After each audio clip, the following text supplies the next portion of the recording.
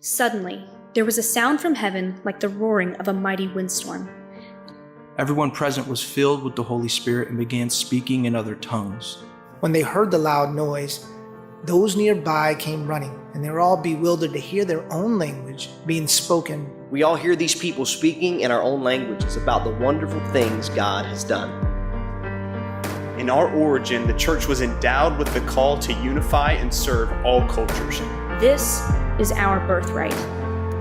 Throughout our history, we have seen women and men of God invoking that birthright, creating milestones for human rights in the way God designed us to. Yet time and time again, the church allows that message to fade, turning over our birthright to the world. When tragedy strikes, we are quick to point blame, quick to criticize, quick to anger. As we sit from the comfort of our couches, sniping from behind the shields of our screens, we desire so badly to let the world know how poorly they handle injustice. But we are unwilling to come face to face with those in pain. In our refusal to participate in our own inheritance, we choose to sit back and critique those to whom we handed it over.